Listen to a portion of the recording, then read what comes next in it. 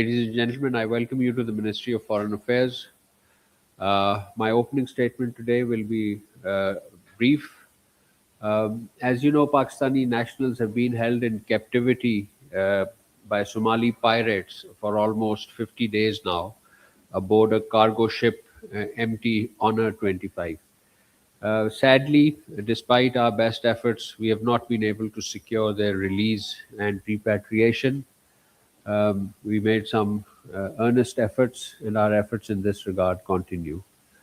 Um, we are engaged with the Somali authorities and the ship owner, both of whom are engaged with the pirates uh, to secure their early release, and of course, the relevant tribes in the Puntland region of Somalia. 2 days ago, our Deputy Prime Minister, Foreign Minister, Senator Mohammed Ishaq Dar, spoke with the Somali Foreign Minister Abdus Salam Ali to discuss this issue. The Deputy Prime Minister, Foreign Minister conveyed Pakistan's grave concern over the situation and underscored the importance of ensuring an early release and safe repatriation of the held individuals. Our DPM urged steps to improving living conditions of not just the 10 Pakistani crew members, but also seven other crew members of different nationalities that include Indonesia, India, Myanmar, and Sri Lanka.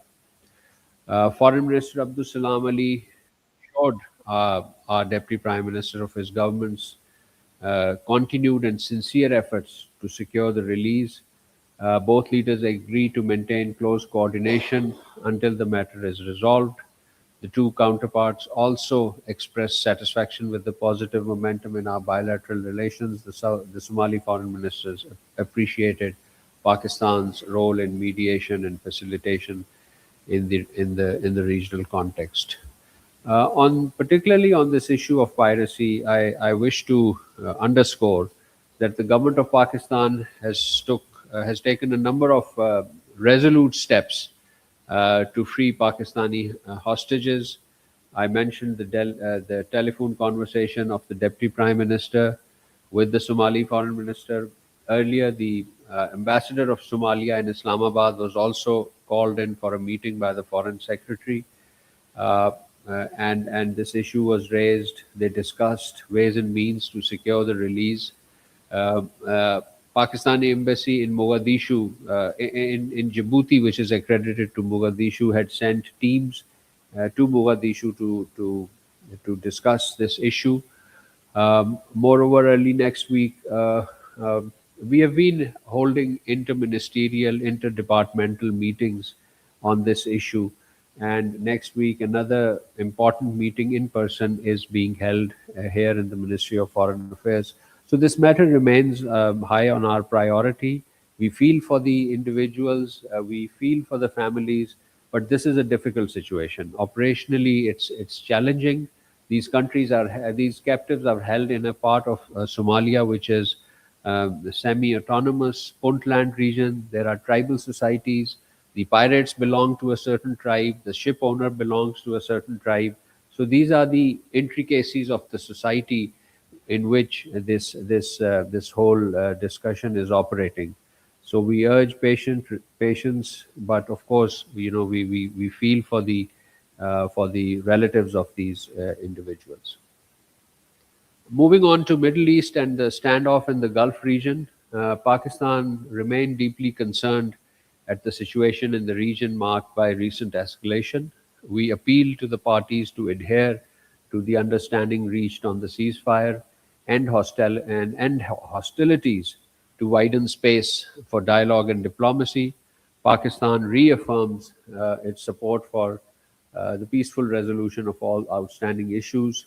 We are of the view that diplomacy and dialogue should be the guiding principles for achieving negotiated settlement of all contentious issues in accordance with the rights and responsibilities of the relevant parties.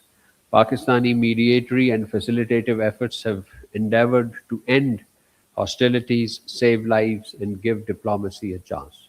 In this regard, as you know, Minister of Interior was in Tehran this week where he held important meetings with the Iran's leadership. On 29th May, the Deputy Prime Minister, Foreign Minister, Senator Mohammad Ishaq Dar held meeting with the US Secretary of State Marco Rubio. Upon his return to Islamabad on 1st June, he held telephone conversations with the Foreign Minister of Iran, Abbas Araghchi, and other foreign ministers of the region, yeah, basically engaging on all issues associated with this crisis. Uh, Sequentially and following strong advocacy from Pakistan, the US and Israel engaged directly at the summit level on the late night, early morning of the 2nd June Pakistan time. This important telephone conversation at the summit level between US and Israel. And as a result, Israel and Lebanon agreed on a ceasefire. And this ceasefire was possible through the good offices of the United States. Despite the fragility of the situation on ground in Lebanon, particularly in South Lebanon, this was a positive development, and we hope that it will be lasting and will be implemented, particularly by Israel. This week, Lebanese Army Chief General Rodolphe Hakel visited Pakistan. He called on the Pakistan's Chief of Army Staff and Chief of Defense Forces, Field Marshal Sayyid Asim Munir. You covered the readouts issued by the ISPR on this important development. Uh, Pakistan, along with and one important development which just happened late last night, and we just issued a press readout, was the telephone conversation between our Deputy Prime Minister and Foreign Minister Senator Mohammad Ishaq Dar with his Turkish counterpart, Mr. Hakan Fidan. So the two leaders discussed evolving regional situation and underscored importance of dialogue and restraint, and both expressed hope for an early understanding among all parties, which would contribute to peace and stability in the region. So, ladies and gentlemen, Pakistan, along with its partners, countries, partners in the region and beyond, continue to undertake constructive diplomatic engagements in supporting de escalation, ceasefire, and broader pursuit of stability in the region. Our efforts in this regard continue, and indeed we are guided by the spirit of peace diplomacy, as very eloquently articulated by our prime minister in his statement, where he said that, quote unquote, let us continue to remain on path of peace and diplomacy, which have brighter prospects for success instead of violence and destruction, quote unquote, from the Prime Minister of Pakistan, His Excellency Muhammad Shahbaz Sharif. So I'll end the statement here and open the floor for question answers.